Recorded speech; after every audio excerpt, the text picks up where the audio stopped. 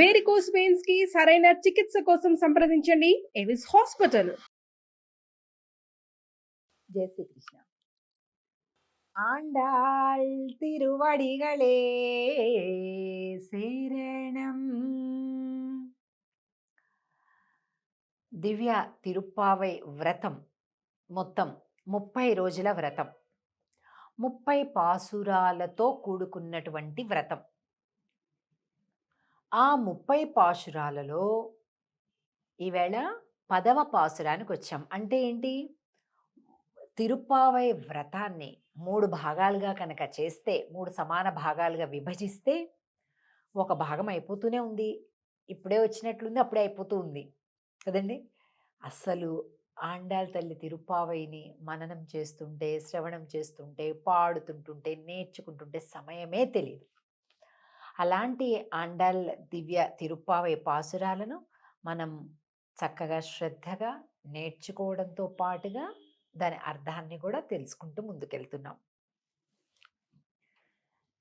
10వ పాసురం నిదానంగా మేము చెప్తాం, అందరం కలిపి మళ్ళా అభ్యాసం చేస్తూ ముందుకెళ్దాం. నోత్తు సువర్గం పుగుగిండ్ర అమ్మనాయ్. నోత్తు సువర్గం పుగుగిండ్ర అమ్మనాయ్. మాత్తముం తారారో వాసల్ తిరవాదార్.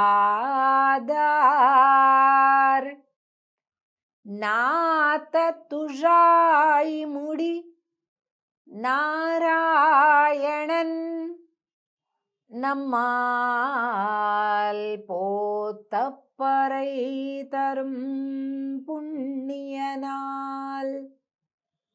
பண்டொரு நாள் கூத்தத்தின் வாய் வீழந்த கும்பகரணனும் தோத்தும் உனக்கே பெரும் துயில் தான் தந்தானோ. ஆத்த அனந்தலுடையாய் அருங்கலமே தேத்தமாய் வந்து திரவு ఏలోరెంబావాయ్.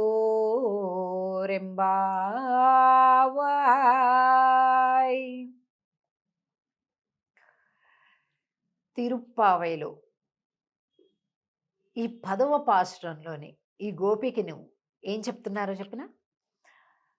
అమ్మా, మేమంతా వ్రతం ఎలా చెయ్యాలి, విధానం ఏంటి అని తెలుసుకోవటానికి కృష్ణుడి దగ్గరికి బయలుదేరాం.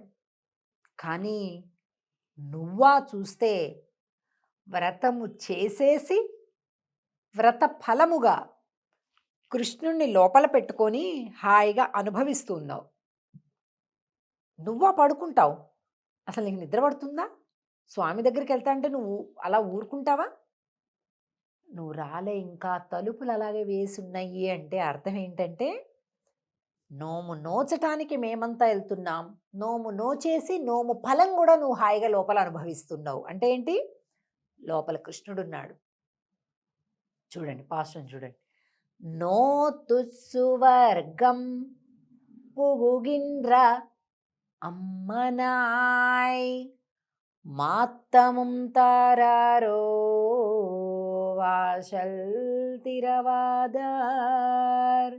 అమ్మా, నువ్వు అలాగా మమ్మల్ని వదిలేసి ఉండేదానివి కాదే, అయినా కూడా నువ్వు లోపల అలాగే ఉన్నావు అంటే అర్థం ఏంటంటే, లోపల కృష్ణుడుండి నిన్ను తీయనివ్వడంలా, తలుపు నిన్ను గట్టిగా చేయబట్టుకుని ఆపేస్తున్నాడు.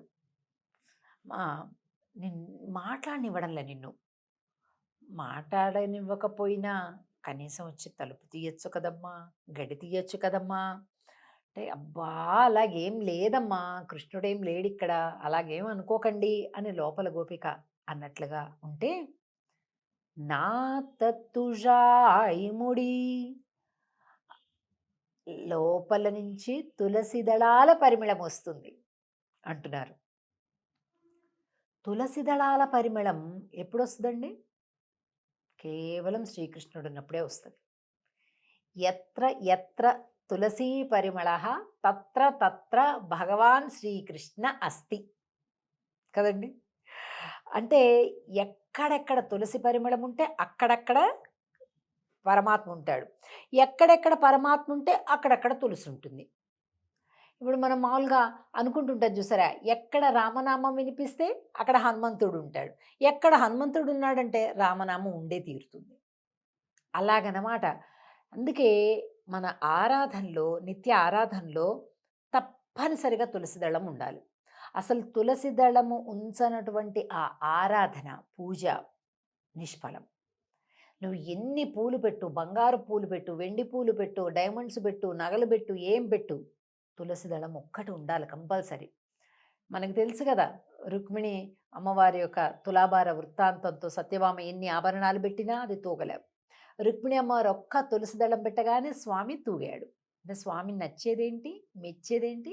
తులసి దళం. అదే చెప్తున్నారు ఈ పాశ్రంలో. అమ్మ, నీ గదిలో నుండి లోపల నుంచి బయటికి తులసి దళాల పరిమళం వస్తుంది. తులసి అసలు చూసారా ఆ పరిమళం? ఎండిపోయినా కూడా భలే బాగుంటుందండి వాసన, పచ్చిగా ఉన్నా కూడా ఉంటుంది. అయితే ఈ సందర్భంలో మనం చెప్పుకోవాల్సినటువంటి ఒక ముఖ్యమైనటువంటి విషయం ఏంటంటే,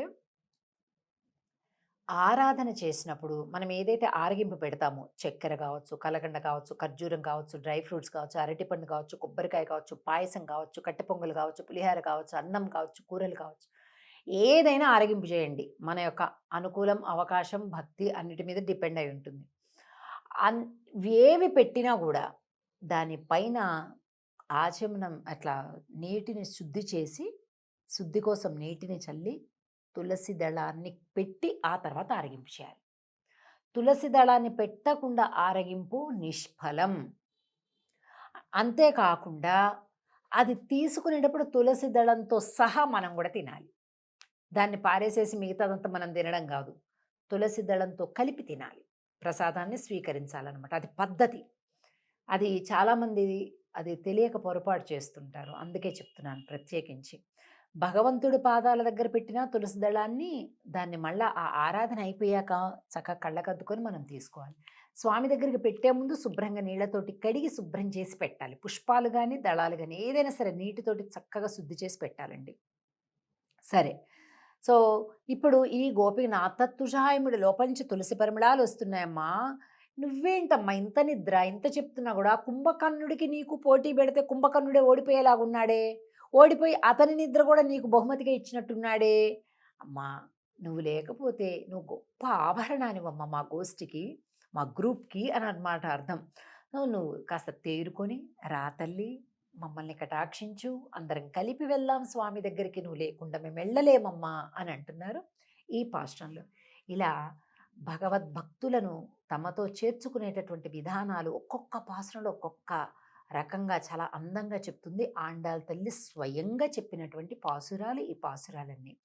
తిరిగి మళ్ళీ 11వ పాశ్రంతో రేపు కలుద్దాం. ఆండాళ్ తిరువడిగళే శరణం. జై శ్రీకృష్ణ.